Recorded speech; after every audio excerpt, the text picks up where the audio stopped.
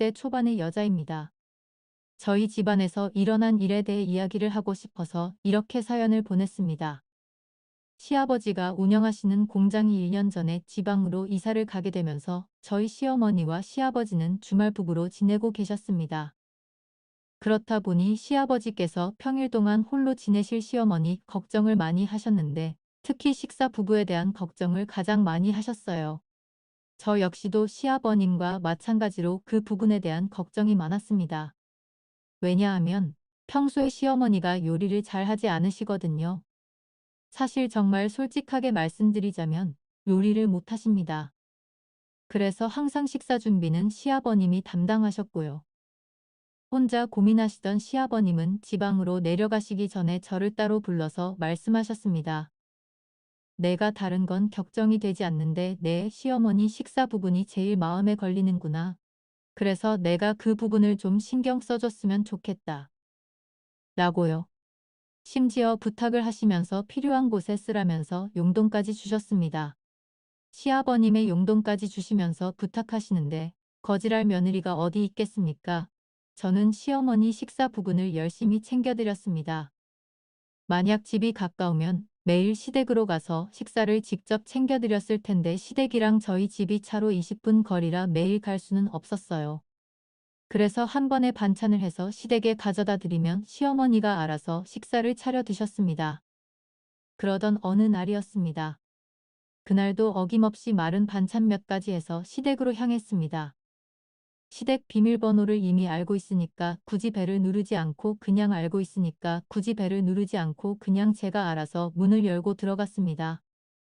평소 같으면 시댁에 가기 전에 시어머니께 먼저 연락을 드리는데 그날은 연락을 깜빡한 거죠. 그런데 눈앞에서 믿기지 않는 광경이 펼쳐지고 있었습니다. 시어머니가 웬 낯선 남자랑 거실에서 뒹굴고 있는 게 아니겠어요? 질대로 봐서도 안 되고 볼 거라고 생각하지도 않았던 시어머니의 외도 장면을 목격하고 만 것입니다. 저는 순간 너무 놀라서 들고 있던 반찬통을 떨어뜨리면서 소리를 질렀습니다. 그러자 제 목소리에 놀란 시어머니와 그 남자가 후다닥 하던 일을 멈추고 못을 주섬주섬 챙겨 입더라고요. 시어머니는 사색이 된 얼굴로 저를 보면서 잠깐만이라고 소리치셨는데 그 광경을 더는 볼 수가 없더라고요. 그래서 그냥 시댁에서 뛰쳐나와 저희 집으로 돌아왔습니다. 저희 집에 오고 나서 한 20분 후인가 시어머니가 저에게 전화를 하셨는데 도저히 그 상황에서 심장이 뛰어서 받을 수가 없었습니다. 그러자 애가 타셨는지 저희 집으로 직접 찾아오셨습니다. 초인종을 누르고 저희 현관문 앞에 서 있는 시어머니 모습을 보니 심장이 덜컥하고 내려앉는 것 같더군요. 그날은 시어머니를 보고 싶지 않았는데 찾아온 분을 문 앞에 세워두는 것도 예의가 아닌 것 같아서 문을 열어드렸습니다. 그랬더니 저에게 왜 내 전화 안 받니? 라면서 화를 내시더라고요. 제가 아무 말도 못하니까 저를 노려보시면서 우리 잠깐 이야기 좀 하자라며 저희 집으로 들어오셨습니다. 제가 어머니 무슨 일로 오셨어요? 라고 물었더니 무슨 일로 왔는지 정말 몰라서 묻는 거니? 라면서 다시 화를 내셨습니다. 제가 대답 못하고 고개를 숙이니까 저에게 다 왔니? 라고 문더군요. 이미 본 것을 못 봤다고 하는 것도 긴 것 같아서 솔직하게 다 봤어요 라고 말씀드렸습니다. 그러자 시어머니가 어디까지 본 건데? 라고 물으시면서 동시에 그래서 내 시아버지에게 말을 할 거니? 라고 물으셨습니다. 제가 아직 그 부분까지는 생각하지 못했어요 라고 대답하니까 굳이 내 시아버지에게 알릴 필요는 없지 않겠니? 라고 하시면서 말하지 말라고 하시더군요. 그런데 그 모습이 부탁이 아닌 명령처럼 느껴졌습니다. 저는 고민하다가 시어머니에게 그런데 그분은 대체 누구세요? 라고 여쭤봤습니다. 그랬더니 딱 잘라서 너는 알 거 없다. 라고 하시더군요. 저는 시어머니가 당연히 저에게 변명을 하러 오신 거라고 생각했습니다. 자신의 잘못을 인정하고 실수였다고 말하면서 시아버지에게 말하지 말아 달라고 부탁하실 줄 알았어요. 그런데 나는 잘못하지 않았어 라는 식의 태도를 보이시면서 너무 뻔뻔하게 구니까 솔직히 진짜 황당하더라고요. 오히려 제가 큰 잘못을 저지른 사람처럼 느껴지기까지 했습니다. 시어머니는 다시 한번 저에게 조용히 있어 라고 하시더니 말해야 할 거랑 말하지 말아야 할 것쯤은 더도 구별할 수 있잖니? 라고 말씀하셨습니다. 시어머니에게 그 말을 듣고 순간 욱하는 마음에 그건 제가 결정하는 거죠. 어머니라고 했더니 시어머니가 저에게 너 어디서 시어머니한테 싸가지 없이 꼬박꼬박 말 대답이니? 라고 하시더군요. 저는 시어머니의 그런 모습을 처음 봤습니다. 다정하고 친절한 분은 아니셨지만 저에게 화를 내면서 쏘아붙였던 분도 아니셨거든요. 예상하지 못한 시어머니 모습에 당황했지만 그렇다고 아닌 것을 맞다고 할 수는 없어서 시어머니에게 그분 이제 만나지 않으실 거죠? 그랬더니 시어머니가 너는 상관하지 말아 주었으면 좋겠구나 라고 대답하시면서 다시 한번 아무에게도 말하지 말라는 말씀을 하시고는 돌아가셨습니다. 그 이후부터 정말 저는 임금님 귀는 당나귀 귀였습니다. 대나무 숲이 절실하게 필요할 만큼 속이 답답하더군요. 신랑과 시아버지에게 당장 모든 사실을 말하고 싶었지만 입 밖으로 나오지가 않더라고요. 그래서 일단 침묵하기로 했습니다. 저에게 모든 것을 들킨 시어머니가 그 남자를 더 이상 만나지 않을 거라고 생각했으니까요. 하지만 아니더라고요. 언제 한 번은 평일에 신랑이랑 시댁으로 저녁을 먹으러 갔습니다. 신랑이 그냥 중국 음식을 배달시켜 먹자고 하길래 음식 기다리는 동안 밀려있던 빨래를 해드렸습니다. 그런데 빨래 바구니에서 남자 속옷에 나오더라고요. 처음에는 당연히 시아버지의 속옷이라고 생각했는데 갑자기 시어머니가 저에게 후다닥 달려오시더니 그 속옷을 급하게 치우시면서 저에게 입 다물고 있어라 라고 하셨습니다. 그 모습을 보고 그 속옷이 시아버지 것이 아니라는 것을 알게 됐죠. 계속 모른 척하는 것도 신랑과 시아버지에게 너무 최스럽더군요. 그래서 평일에 시댁에 가서 시어머니에게 강하게 말씀드렸습니다.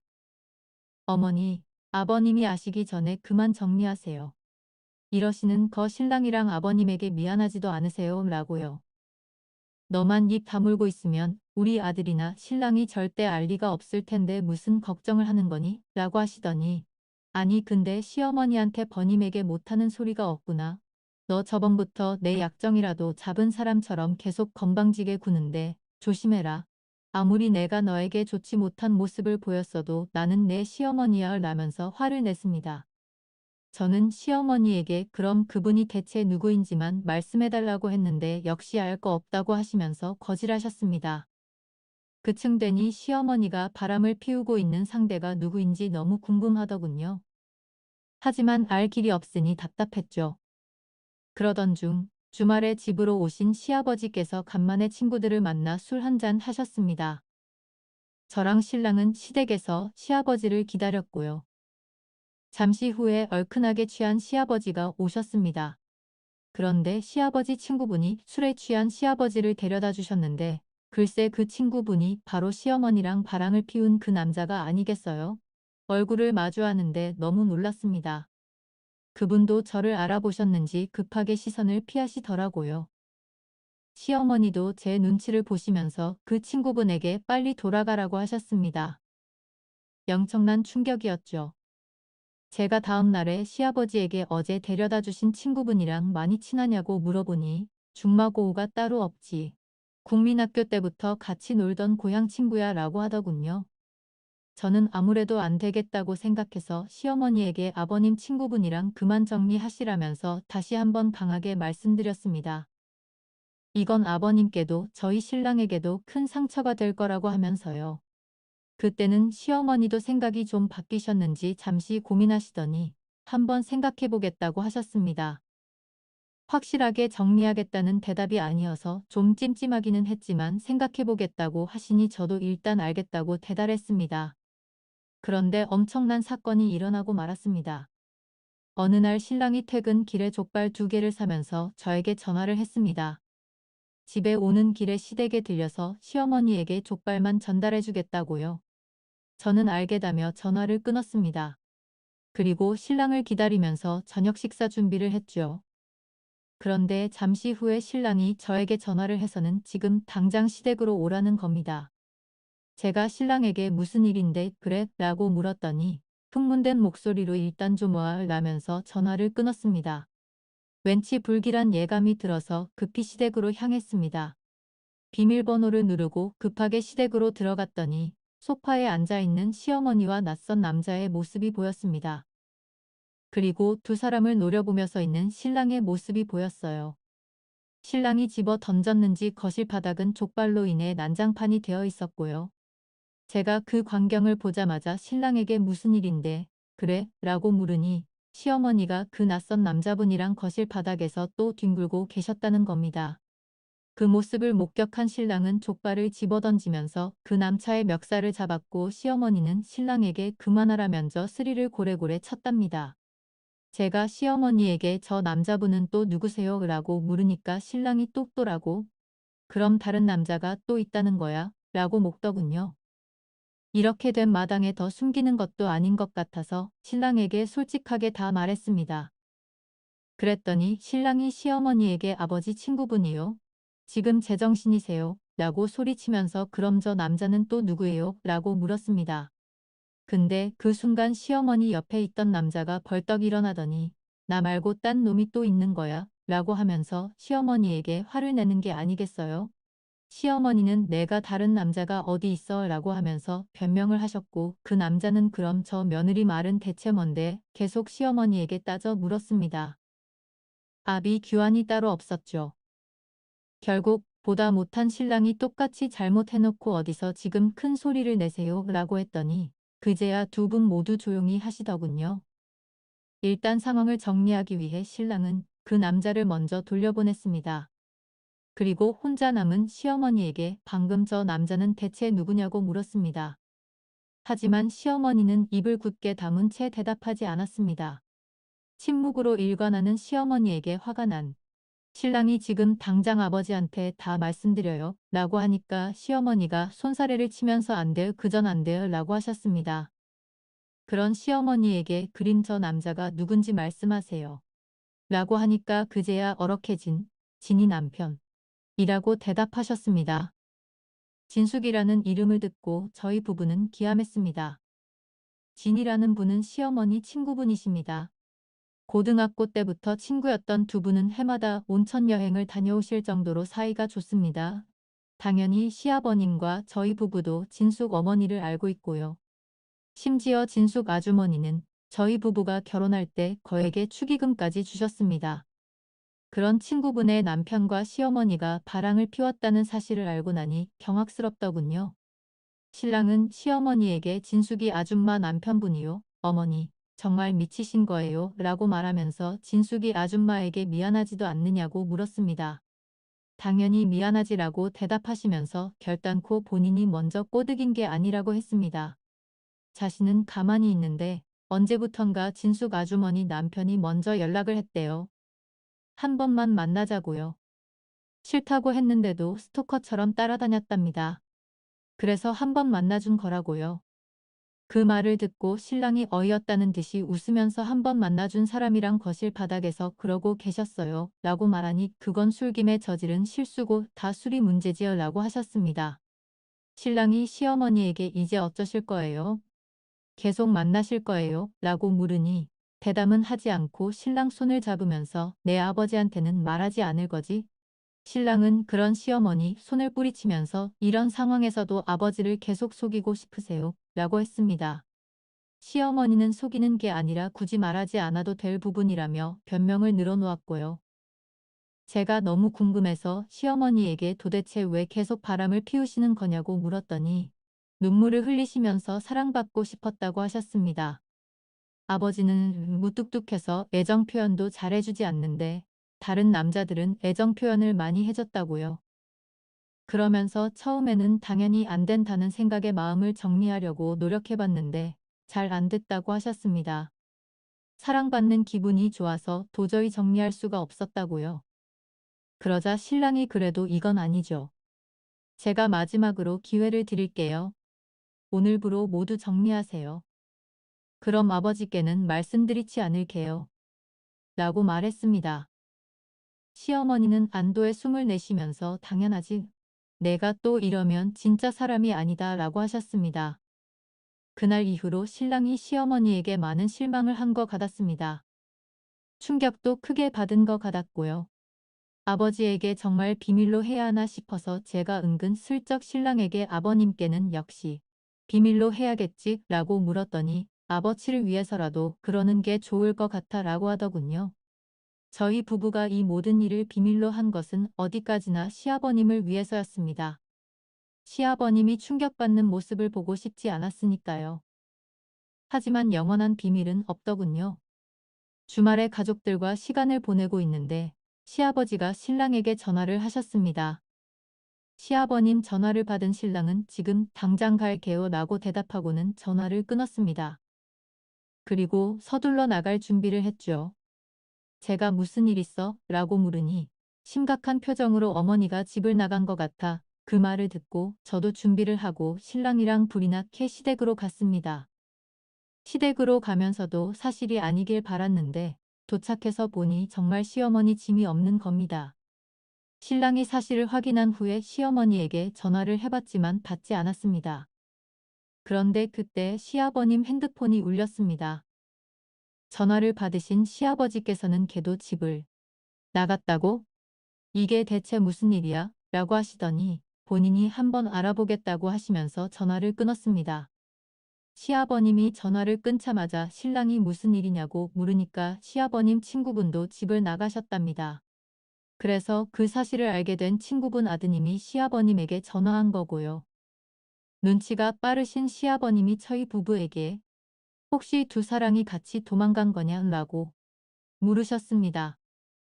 더는 숨길 수 있는 일이 아닌 것 같아서 저희 부부는 지금까지 있었던 일을 모두 솔직하게 말씀을 드렸습니다. 모든 사실을 알게 된 시아버님은 결국 쓰러지셨습니다.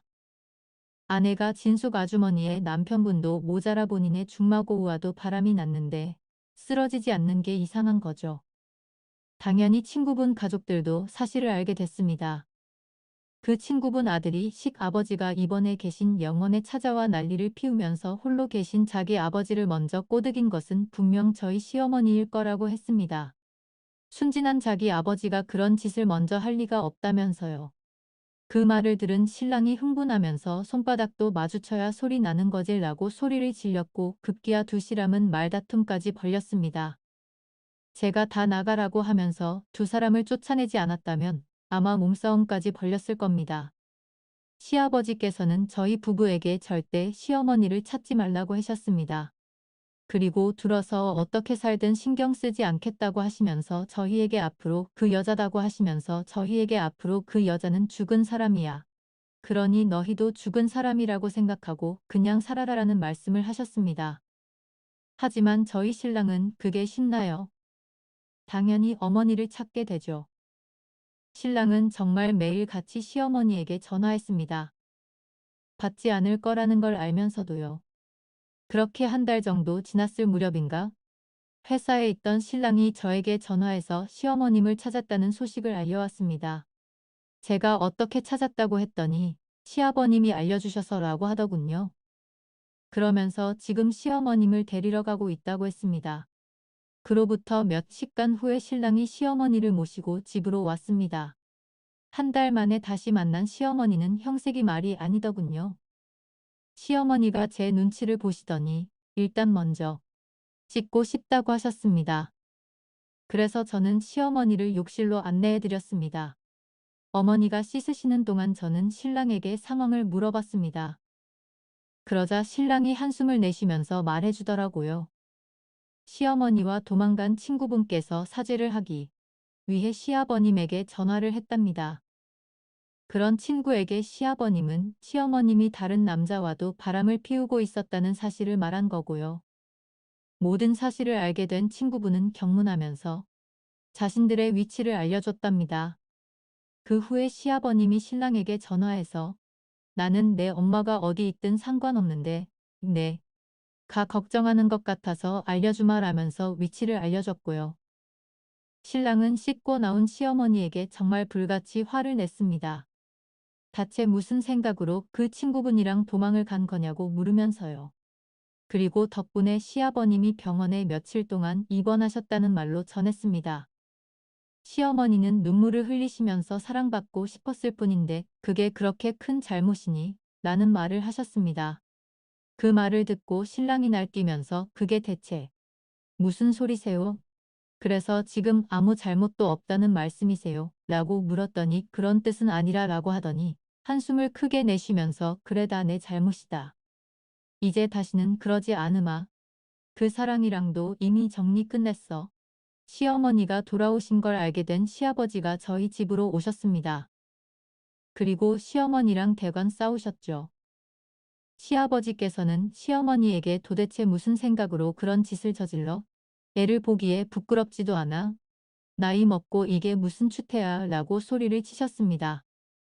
그러자 시어머니가 오열을 하면서 당신에게 받고 싶었던 사랑을 그 남자들은 어찌 보면 당신에게도 잘못은 있다고 라는 말을 하셨어요. 그러자 시아버지께서 그럼 그놈들이랑 평생 살아 이혼해 줄 테니까 그러면서 저희 부부에게 더는 시어머니랑 살고 싶지 않다고 하시면서 이혼하겠다고 하셨습니다. 당연히 시아버지는 그 친구분에게도 찾아가 셨습니다. 들은 바로는 시아버님이 그 친구분을 향해 주먹을 날리면서 어떻게 나에게 이런 배신을 안겨줄 수 있느냐면서 소리를 치셨답니다.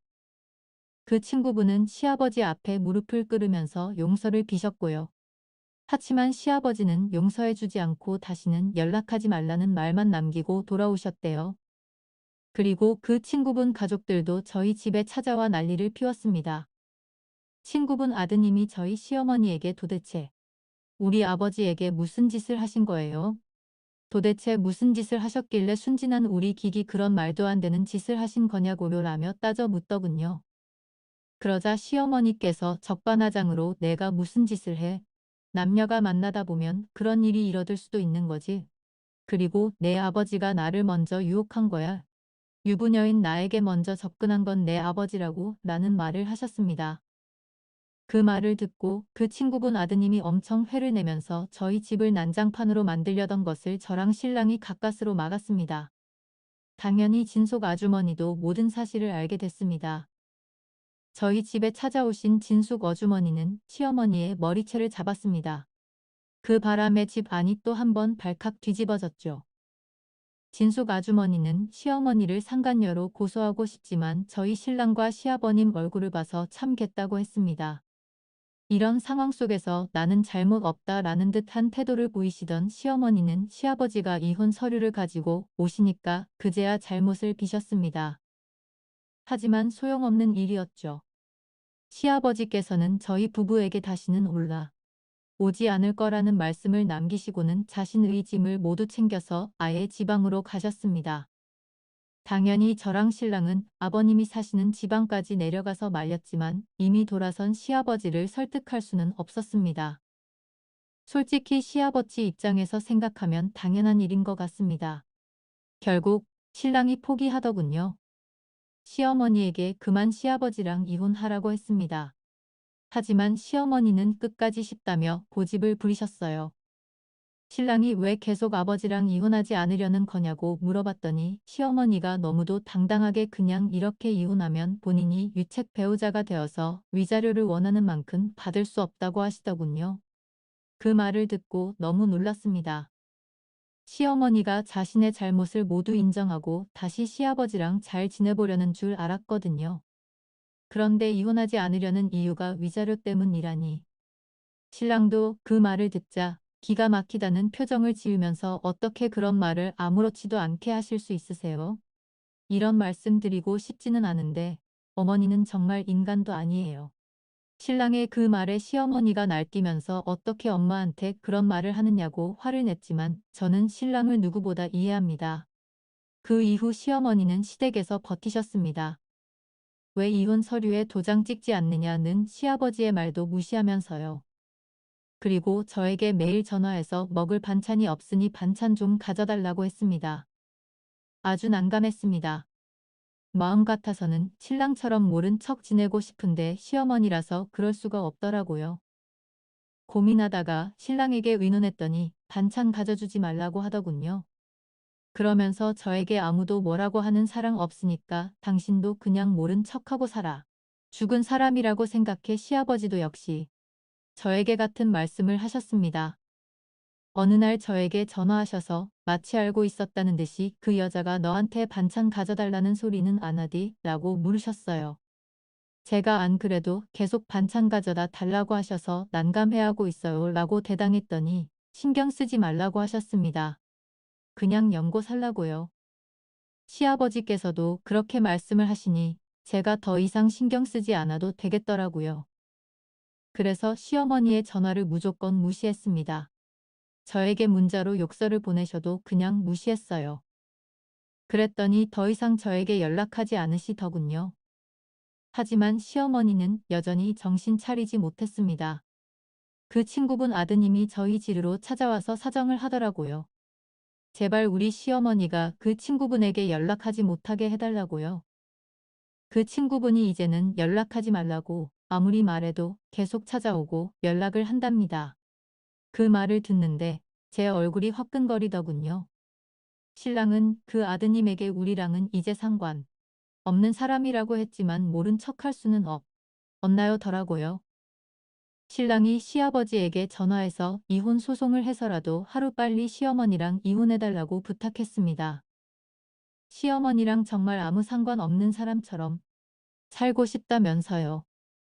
그 말을 들은 시아버지는 바로 소송을 진행하셨고 완벽하게 이혼하겠습니다. 시어머니는 본인 예상대로 유책배, 우자인 관계로 원하는 만큼의 위자료를 받지 못했고요. 이혼 후에 시어머니는 살고 있던 집에서 나가야 했습니다. 당연히 지낼 곳이 없었던 시어머니는 저희 집으로 오려고 했죠. 저희 신랑에게 자식이 부모를 모시는 것은 당연한 거 아니냐라는 말까지 하면서요. 하지만 신랑에게 그 말은 씨알도 먹히지 않았습니다. 시어머니가 직접 저희 집으로 찾아오셨는데도 문전박대했습니다. 시어머니가 대성통곡을 하셨는데도 아랑곳 하지 않았어요. 대신 이모님에게 전화를 해서 제발 어머나 좀 데려가라고 말했습니다.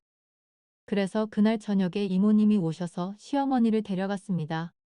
하지만 시어머니는 이모님 댁에서도 오래 사시지 못했습니다.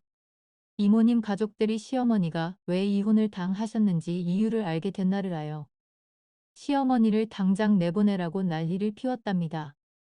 그래서 시어머니는 이모님 집에서도 쫓겨난 후에 월세로 방을 얻어 그곳에서 지내고 계십니다. 이모님 말로는 시어머니가 식당 일을 시작했다고 합니다. 홀로 지내려면 돈이 필요했을 테니까요. 당연히 요리를 못하시는 시어머니는 주로 서방과 설거지를 하고 계시답니다. 어느 날 모르는 번호로 전화가 와서 받았더니 어머니였습니다. 저에게 물면서 본인이 요즘 너무 힘들다면서 도와달라고 했습니다. 제가 시어머니에게 무슨 도움이 필요하신데요? 너 혹시 1,000만 원 있니? 있으면 나 좀 빌려줘라 라는 말을 하시더군요. 10만 원을 부탁하셔도 드릴까 말까인데 1,000만 원이라니요. 그게 말이 되나요? 제가 그 말을 듣고 시어머니에게 죄송하지만 저 그 돈 없고요. 있어도 드릴 수 없어요. 그러니 다시는 저한테 전화하지 마세요. 라고 대답했더니 정말 그동안 살면서 들어보지 못했던 욕들을 저에게 내뱉으셨습니다. 더는 들어줄 수가 없어서 그냥 전화를 끊고 차단해버렸습니다. 나중에 신랑에게 시어머니에게 전화가 온 이야기를 전했더니 저에게 잘 했다고 하더군요. 저희 부부는 시어머니와의 연을 완전히 끊었습니다. 그리고 한 달에 한 번씩 지방으로 내려가서 시아버지를 뵙고 있습니다. 홀로 지내고 계시는 시아버지가 걱정이 됐는지 신랑이 먼저 제안을 하더라고요. 당연히 저도 걱정이 되었던 터라 그렇게 하자고 했습니다. 시아버지를 뵈러 갈 때 반찬을 해서 가져다 드리고 있고요. 시어머니와 연이 끊긴 이후로도 이모님이 저에게 계속 전화로 시어머니의 소식을 전했습니다. 보다 못한 신랑이 이모님에게 전화해서 저에게 시어머니 소식을 전하지 말라고 하더군요. 그래서 요즘은 이모님